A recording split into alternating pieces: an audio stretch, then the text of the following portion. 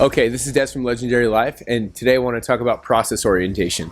And so, it's really funny. If we think we're good at something, we think we can just dive back into it and automatically be great at it, which is really funny. So I go to the gym literally 5 to 6 days a week, every single day, right? And I guess when I was younger, I didn't really have to warm up, and I could just shoot into the gym, lift, be cool, no problem, not hurt myself. But as time has gone on, I definitely need to warm up now, and I definitely need to get my bearings back, right? So back before, I wouldn't ride the bike, I wouldn't do cardio, I wouldn't do light warm-up sets before I got in. Now I absolutely have to do it, and I kind of wish I used to do it before. So the funny thing about it is, you think that you always picture yourself in the past as like all your highlight moments, but you don't really think about how you got there, right? So nights where you go out, rock a bunch of chicks, and just have a killer night. You don't remember how the night started. You don't remember how you felt. All you remember is those highlights, right? Or you remember the opposite, like the lowlights, like everything going bad. But you don't remember why that happened, right? So they say the thing about game and the thing about life is everything is game and everything is life. And so everything you do builds into the next thing, right? So if I'm walking on the street and I don't pick up that piece of trash that I say I need to pick up, it's going to affect me negatively. So you're never staying in the same spot. You're always going up or always going down. So what's going to build the momentum a little bit is going to be me picking up that trash, me saying hi to that stranger on the street. All the little things that you do are going to put you in a better mood, and you're either going to go up or you're going to go down.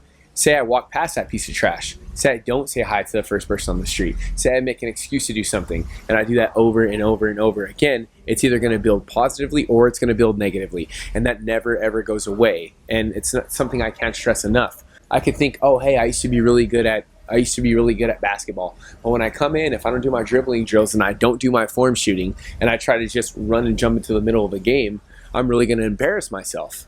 Because I remember one time somebody was like, hey, how many plates can you do on a leg press? And I was like, probably 7 or 8. And I didn't warm up or nothing, so I put 7 or 8 on there. The weights all fell on me, right? Duh. I didn't warm up. I can do plates at my max if I do 4, 5, 6, 7, and then 8. But if I try to throw on 8 when I haven't warmed up all day, then you're going to kill yourself. And I think that's a metaphor for life. Every step bleeds into the next step. It's kind of like your body's a kinetic chain. People might think I hurt my back or I hurt my neck, but everything bleeds into each other. It could have been a nagging ankle injury that made you favor one side on your leg that ran up into your back, right? So with everything being connected, every little thing matters, right? People just think, how do I get to this high level? How could I do this? How could I do that? How could I do this? It becomes money, relationships, lifestyle, family, anything in your life. Each step bleeds into the next, right? If you do a small favor, for your brother or your mom, and the next time you see them, they still remember that you guys had a good time last time, and that's just gonna keep building. But if you guys got in an argument the last time you seen them, and then there's still some tension, and you guys kind of go and hang out, things can pick up where they left off in the sense of it being positive or it being negative. So everything bleeds into each other. You can't learn one skill without learning to another skill. If you're trying to develop some art or some craft, there's something else that you can learn that bleeds into it. So life bleeds into each other. So that's why it's important to always take the correct steps in everything that we do, because no matter where you go, there you are. I have many of friends that all they do is complain, hey, this job sucks, this place sucks, this thing sucks, this thing sucks. You can present them with a perfect opportunity and they'll still mess that thing up. It's because wherever they go, that's where they are. They'll find a problem with it. You can give them the most perfect job, and they're going to find something wrong with it. But the contrary is also true. You can give somebody something really shady or something not ideal that doesn't favor them, but they just make the best of it. And then that builds and that builds and that builds and that. So whatever you have, you're going to breathe life into, whether that's positively or that's negatively. And that's how everything grows. Like I'm sure you've seen that study that, people are they talk to the glass of water, right? And they freeze the water.